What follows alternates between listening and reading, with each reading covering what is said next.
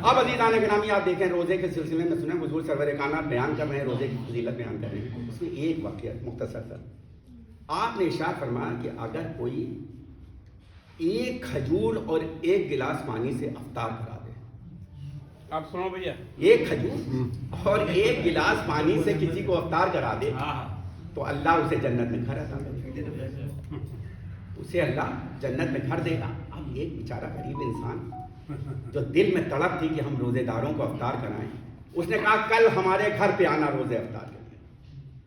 اب عزیزان گرامی روزہ افطار کے لیے سارے لوگ اس کے گھر پہ پہنچے تو اس نے ایک ڈبہ کھجور ہے، ایک ایک کھجور سب کو دیا اور ایک ایک گلاس پانی دیا. اب لوگوں نے افطار تو کیا لیکن منہ بنا کر کے، اور جب وہاں سے چلے تو یہ کہتے ہوئے چلے یہ افطار کرا جاتا ہے، ٹائم برباد کر، ایک کھجور سے افطار کرا. ہم تو یہ سوچتے تھے کہ اس نے اور زیادہ اور سب انتظام کیا ہو. یہ بات اس کے بھائی نے سنی جو پیسے والا تھا، یہ لو بھیا، اس نے کہا کہ کل میری طرف سے روزے کا اہتمام ہوگا، روزہ افطار. اس نے روزہ افطار کا لوگوں کو بلا دیا. اب لوگ آئے تو اس نے تمام نعمتوں کو دسترخوان پہ چن دیا. بریانی بھی ہے، قورمہ بھی ہے، روٹیاں بھی ہیں، بوٹیاں بھی ہیں، صلوات پیش، تمام نعمتیں ہیں دسترخوان کے اوپر. جو آتا ہے کھاتا جاتا ہے، سیر ہوتا ہے، پیٹ پہ ہاتھ پھیرتا ہے، اور اس کے بعد جب جاتا ہے تو یہ کہتا ہوا جاتا ہے ان سے کوئی سیکھے روزہ افطار کیسے کرایا.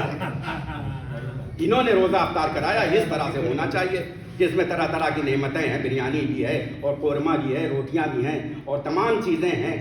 تو عزیزان گرامی یہ جب سویا جو رئیس آدمی تھا یہ خوش ہو رہا، اس کا سینہ چوڑا ہو رہا کہ لوگ میری تعریف کریں. آج بھی آپ دیکھیں تعریف سے لوگ چوڑے ہوتے ہیں نہیں، ان کا سینہ جو ہے پھول جاتا ہے، وہ بہت خوش ہوتے ہیں.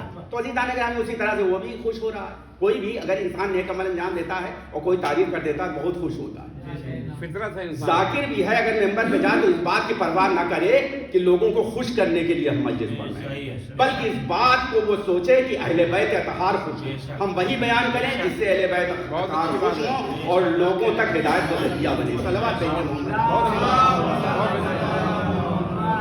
اچھا بات. اب یہ رات میں سویا تو اس نے دیکھا کہ میرا خلیل بھائی اس کا مکان جنت میں، اس پہ لکھا ہوا ہے، اس کے بھائی کا نام لکھا ہوا ہے.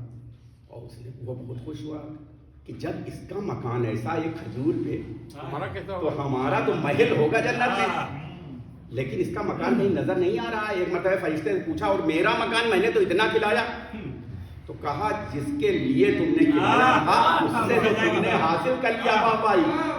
یعنی تم نے لوگوں کے لیے کیا، اس نے خالصتاً لوجہ اللہ کیا ہے. اگر اللہ کے لیے کوئی کام کرو گے، خواہ ایک کھجور بھی کھلا دو گے تو اللہ اس کی جزا دے گا. اور اگر تم نے نمائش کے لیے کوئی کام انجام دیا تو سمجھ لو کہ وہ نمائش میں دنیا میں تو لوگ تعریف کر دیں گے لیکن خدا کے وہاں اس کا کوئی فائدہ نہیں ہوگا. طلبات بھیجیں.